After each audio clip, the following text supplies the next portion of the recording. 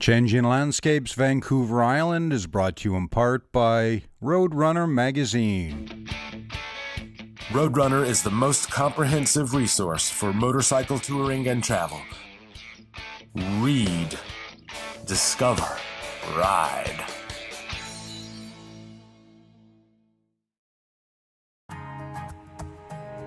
This week on Changing Landscapes, we finish off in our capital city of Victoria. Home to Canada's Pacific Fleet, Victoria is an amazing city with a lot to offer, so we had some choices to make. In the end, we chose to focus on three things: local art, naval history, and the water. Or to be more specific, some of the creatures that lie within. Welcome to Victoria.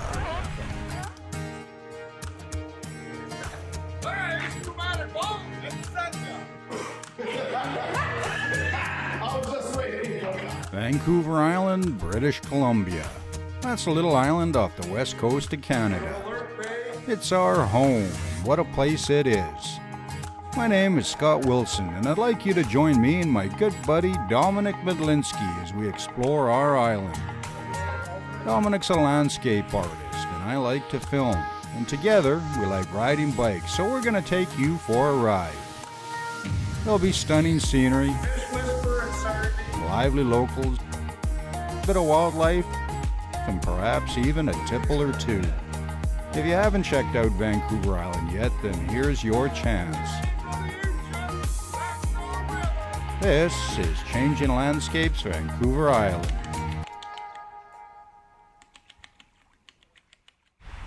Alright, here we are, last leg. We're heading down to Victoria. People said we were crazy to be doing it in the month of October, but look at the sky. Absolutely gorgeous. And the Zen guy is here. He's setting up to do another painting. And you got some fall colors here and a beautiful west coast scenery. Victoria has flair. I mean, listen to the music that was waiting for us at our accommodation, the Swans Hotel and Brew Pub. It was nice to be in our capital city, and if there's three things that Victoria boasts of, it's her harbor, her history, and her art. And as the Zen guy was our artist in residence, we decided to start with that. This is Zen Guy, and we are in front of very funky location with incredible art collection. So let's check it out. This here is Michael Williams. He moved to Victoria in 1958 from New England. He's a very, very, very big lover of the arts. He commissioned a whole bunch of people throughout Victoria to do this artwork for him and create this extensive collection. So, and he, from what I understand, he donated the pieces to University of Victoria? He did. He bequeathed it in his will, everything, including the art. The entire establishment was the University of Victoria, which is now technically who I work for. Well, there's something to be said for old beauty. Without a doubt, Michael Williams was a huge part of building this part of downtown into the artsy, area that everybody was hoping it would become. And luckily, it's stuck around, and nothing's really been changed. If only it's been improved. Chilkat River, Southeast Alaska, eh? Yes. That all. Finished in the early 1900s. Yes. To finish this. It's a spectacular piece, and it's definitely priceless. Excellent condition. It's as we can see later on in the video, it's beautifully framed also here. So because a piece like that obviously has to be very well preserved. Absolutely. What else can you show us? So this is all done in separate pieces. It's made with acrylic paint to bring out the vibrance of the new media these days. And we put it on our roofs so that when people dance, they can see the reflection and have it all above them. Yeah, it probably has a little bit of a metallic pigment in some of the colors and reflective pigment. It's extremely vibrant, beautiful. So this is Alistair. This was a homeless man that was hanging around the area in the 1980s and 1990s. Mr. Williams had this piece commissioned in honor of this map. It's a gorgeous piece. It's made with a whole bunch of different types of material. Yeah, as a painter, I'm quite drawn to this painting. First of all, because of very powerful composition. It's very dynamic. It's limited in color harmonies. It's obviously a mixed media using a photo transfer with some layers of metallic paint and glazes. So yeah, it's also made in two pieces. It's a diptych. Yeah. So, all right, where are we going? To try some honest beer with the brewmaster, Andrew Tessier. Is he honest? Is he honest and he brews honest beer? Let's go. Art appreciation is thirsty work, so as there was a craft brewery on site, we would be remiss if we didn't replenish. Oh, this is good, yeah. Yeah, Mr. Medlinski after a week on the road. Oh, hey! Hey! Pretty good. Here we go. Oh, hey, take my coat. I will take your coat. I mean, the brewmaster. Yeah, so the brewmaster. Mine's Andrew. Hey, Dominic. This is Scott. Scott. How you doing, Andrew? Good, excellent. So this is your baby? This is the baby of Swans, maybe. This is the liquid art factory here. It's called the fermentation room. This is the fermentation room. Yeah, you can read. Sweet. Yeah, it's amazing. It's like painting, I can read. Wow. Okay, so maybe you can tell us what's going on here. Let's step into the fermentation room a little closer. And, Okay. we have 5 fermenters here. This is where all the magic happens. All our beers are brewed on site here. This is the main fermentation room. We got 5 tanks. So this is where the sugar that we produce in the brew house is turned into the liquid art, Swans beer. So we got a few different beers here right now. This is a seasonal that we have coming up.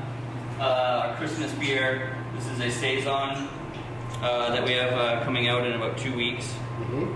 Well, I'm sure, we will appreciate, if he finally lets go of this beer, we'll be able to appreciate the taste and hopefully help with the creative juices, at least for me, because I need to paint. I need to come up with the inspiration. So can I have the taste? Here's some inspiration for you. Yes, thank you.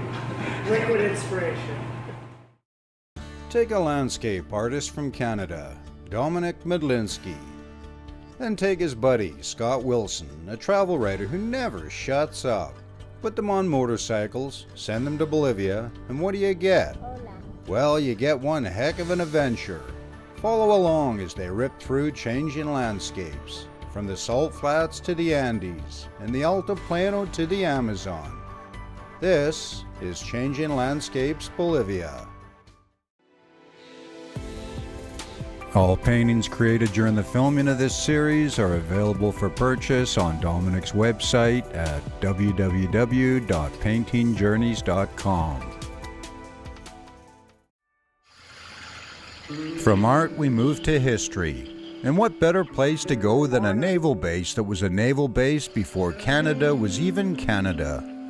We started off at the Base Museum, which is open to the public.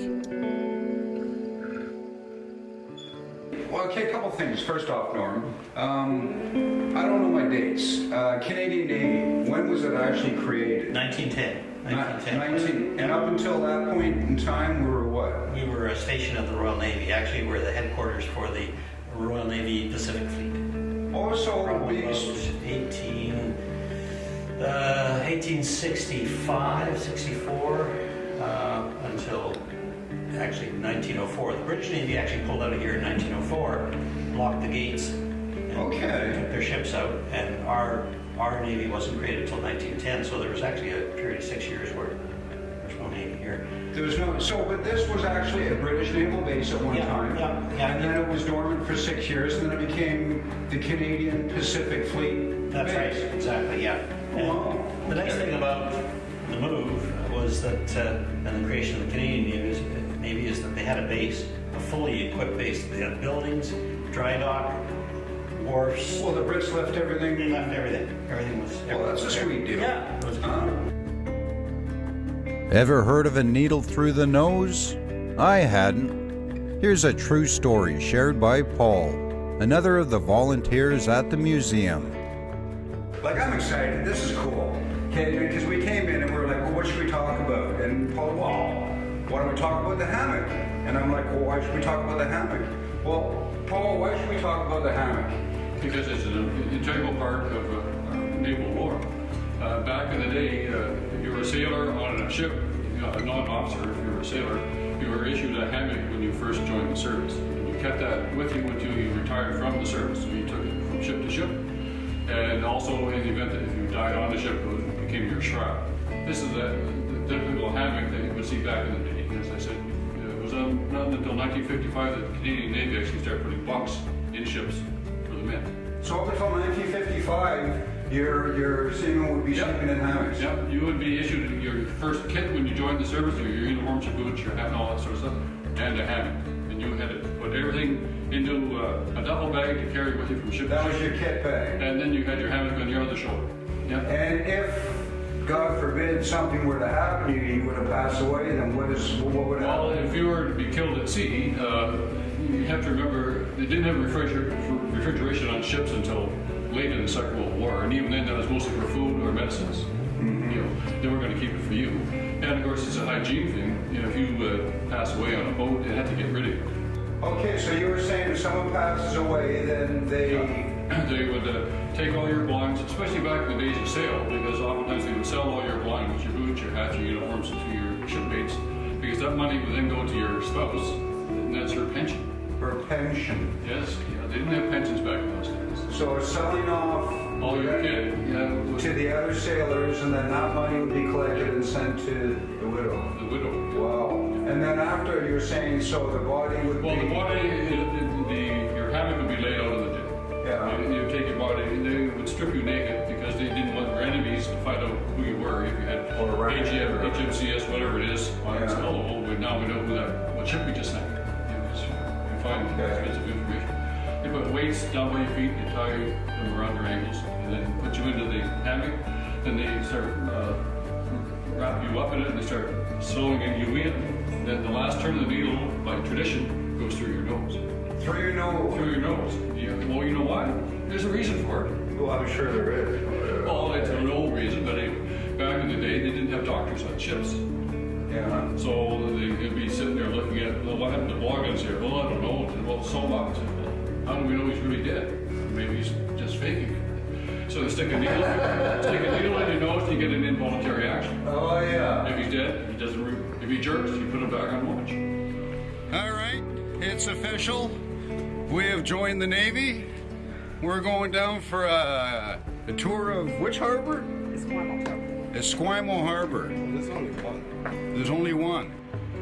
From the museum, we headed down to the docks to hitch a ride on a really cool 40-year-old tug. We can walk this tug at 2.5 knots sideways. We're ship berthers, so what'll happen is one of our warships will be coming in. Yeah. And we'll run alongside it till they slow down. Yeah. And we'll rotate on it, and our stern will go to the ship. Yeah. And what will happen is we'll either pull out with the line that we have up or push in with our stern to bring the ship into the dock. The base was very busy, and as we cruised the Esquimalt Harbor, we could see activity everywhere. Warships were being decommissioned, others being refitted at new docks that flanked one from another era, from the 1800s when Britain ruled the waves. That's part of the Halifax class modernization. We were talking about the kind of work that's going on. Yeah. So all of our frigates were 20 years old, and they just totally rebuilt them and modernized them, and they're bringing them into standards for the next 20 years. So Sweet. She's one of the last to come out, and most of the fleet's been modernized in the last couple of years. There was much to stir national pride at CFB Esquimalt, but I think more than any tangible thing we'd seen during the day, what perhaps impressed us most was our nation's progressiveness with gender equality in the services, which was highlighted by Commander Boutin during an interview. Well, this is very interesting as well in the sense of, because, and I don't, you know, whenever you start talking about stuff like this, it's the sexist thing, you know, but the fact of the matter is, up until the Second World War, I mean, basically the military was the domain of the men, right? Yes. And then it was during the Second World War that the Wren and the CWAC, okay, this was brought into being because, you know, obviously there was a lot going on. there's just not enough people to deal with everything. So women started signing up, and they started helping a lot, didn't they? Absolutely. The women had a great role during World War II. Either they were, even in some militaries, they were ferrying aircrafts from the mainland to war territory, or flying? Yes, flying them across and taking the load back. Mostly the Americans, but and also in displays like here we have women in communication, in intelligence, in mechanics. We had women involved in a lot of sector. So so the women started, and it wasn't a question of stepping up, because they would have done this all along. It was a question of, established boundaries of that time. So these doors started opening for women, but these were non-combat roles, correct? They were in support. In support of combat, but not in combat roles. No. But right. so, and since that point in time, though, we have got to the point where women can actually be in any position here, like in any branch of the services that. Absolutely. Yeah, so basically it is across the board now. It is absolutely open. Any trade is open to women. So if you can pass the physical, you can be in any trade. You can be a SARTEC, you can be a firefighter, you can be in the special ops also. It's just a matter of if you have the interest, and if you want to do it, if you want to do it hard enough or bad enough, you do it. That's really cool. So we're basically at the point now where it's equal. Yes, absolutely, it's equal. Yeah. I remember when I joined the Naval Reserve, I wanted to be a signalman or a signal woman at the time, and I could not because I was a woman, and women didn't serve at sea. But in 1986, it's all changed. Women started to go to sea, and by the time I became an officer in 1990, I could be a logistic officer on a seagoing ship, and not only a support ship, any ship. So I have colleagues who have served. They were years ago the only woman on board as an officer, and now it's current. All crews are mixed gender nowadays. That's fantastic. Like the military I was in, I mean, that doesn't happen. So I think Canada, we're quite progressive that way. We are. Yeah. I just finished a tour in NATO. The last 3 years I was posted in Europe in NATO, and Canada was looked extremely favorably, or in a trailblazer in incorporating women in all trades. So trailblazers, I love that.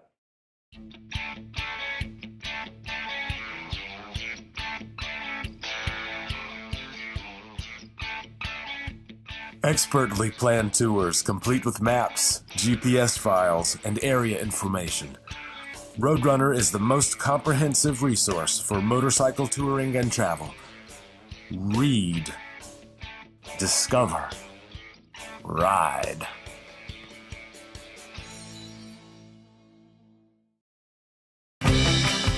If you're enjoying the show and would like to contribute to future free programming, why not become a patron at patreon.com/Nomadic Bull. Thanks for watching.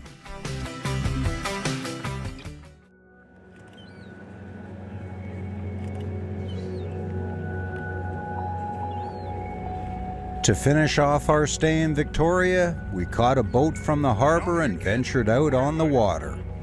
We were going whale watching. You say we're going to be on the water for around 3.5 hours? 3.5 hours, yeah. Okay, and how far do we go out? Well, with killer whales, they travel all the time. So it depends on what captain hears over the radio. This time of year, we have pretty consistent results for humpbacks here. Humpbacks, okay. Humpback whales. Yeah. But as far as killer whales, it all depends when he gets on the radio. And on the radio from other whale spotting? Yeah, from other whale watching companies. God, I can't believe this weather. Our viewing pleasure is sort of opposite to their life. We're all going, oh geez, where are they, where are they, where are they, where are they? Right now, he's down there going, life is good, I'm eating, I'm swimming, I'm having a great time. Then at one point he goes, oh, I gotta go to the surface to get some air now. And then he comes up, and that's when we get all excited. See how much longer that breath was? Oh, there he goes. This is a big one. Whoa. Yeah, that is a young. We had about a 16-year drought where we didn't have any humpbacks in the area. So they've recently started coming back since 2000. Slowly, year by year, we get more and more. We had historic levels last year of more humpbacks, and even this year we have more again. Thankfully, the last whaling station on the west coast of Canada, Cole Harbour, closed in 1967, and today, instead of hunting and killing whales, we board beautiful vessels like this one and head out onto the Big Blue to observe these majestic creatures in their habitat.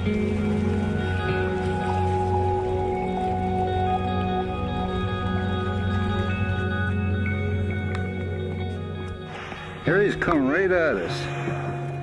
It's hard to believe one can get used to seeing whales. So many, in fact, that you begin to relax your grip on your camera just to enjoy their presence. There's something about seeing them that pushes everything else from your mind. They knew we were there, watching them, yet they weren't afraid of our company. But we'd seen a lot and there was still more to see. The skipper throttled up and we headed for our next point of interest, Race Rocks. Not that we'd had enough of seeing whales, but there was so much to see in so little time. And our next companions were every bit as interesting as the ones we were leaving behind.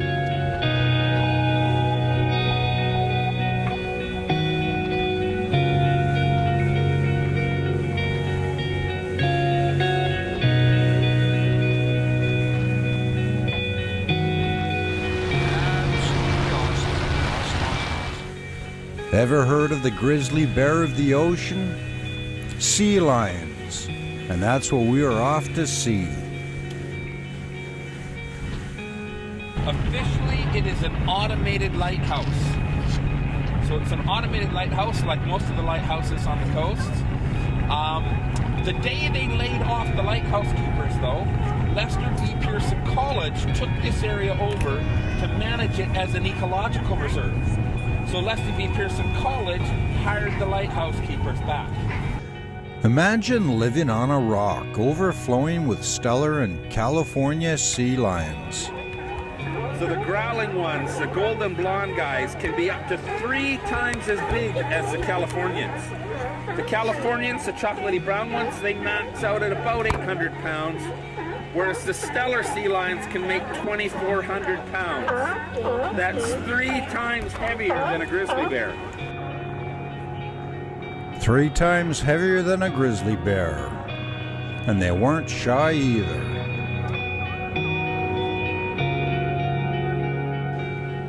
From Race Rocks, we headed back over to the Big Island to run the shoreline.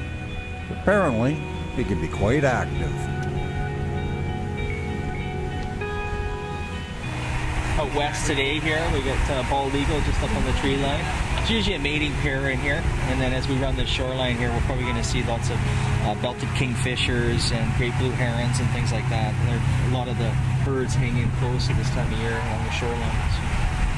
So it's Captain Rod, right? That's right, yeah. So how long have you been doing this, Captain? Just over 20 years. 20 years? Yeah. In this area? Yeah. Really, eh? I've traveled around, worked on icebreakers and tugboats and all kinds of stuff, but back here, and it's been nice and being home in my own bed every night. So you from Vancouver Island? Yes, yeah, born and raised in Victoria. Derek was saying there's like over 100 ships got wrecked over there in Race Rocks? Yeah, just along this shoreline here. There's a great bald eagle there. Great blue heron just on the shoreline. You see it right there.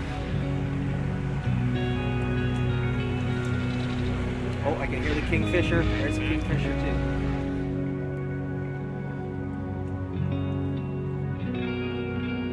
It seemed everywhere we went, there was something cool to see. No, this is not the Everglades in Florida. This is right here in our own backyard. Nature as nature's meant to be.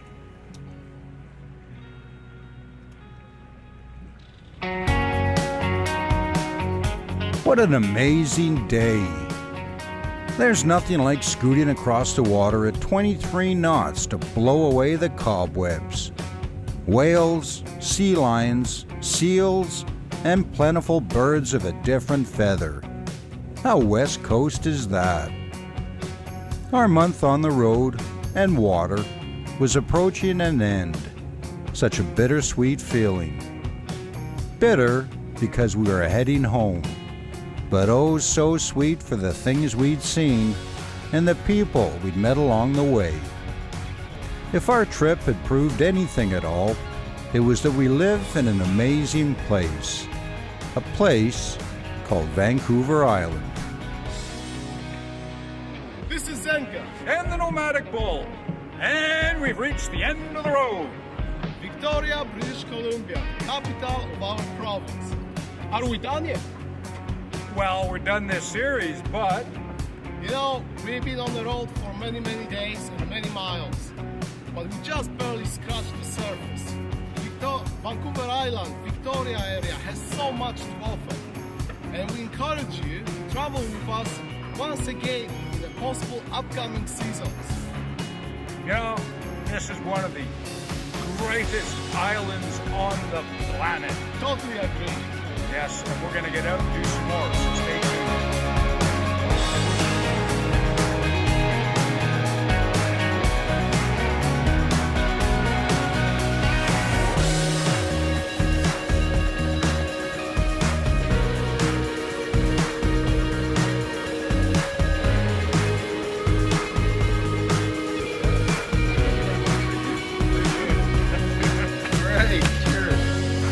Thanks a lot, Liam. It's called the fermentation room. This is the fermentation room. Yeah, you can read. Sweet. Yeah, it's amazing. It's like painting, I can read. Wow. Hello. How you doing? Permission to come aboard is granted. Oh, thank you. Okay, BC Ferry from Fort McNeil. Make the trip. Make the trip. All right, cheers. Who? You know, good old Oprah. Yeah, so yeah. You guys know, you're probably like, most men, when she was here, most of the guys were like, who's that? All the ladies cried. So you met Oprah here? Yeah, You met her? Yes, I did meet her. Well, you know, what Rose is really trying to say is there's a poker game tonight. Okay. Okay, everybody's okay, happy? You guys need more quints? I don't know. Are you happy? I'm very happy. You're happy? Oh, I'm happy too. All right. Okay. All right. So, good. You caught me with my beer on the floor. I just have one last question. He needs a place to stay tonight. Is there room in the brig? Oh, the brig? There's enough military, so no, we have there's no room at the inn. There's no room. And count your blessings. Yes. It is. Okay, yeah. No brig tonight.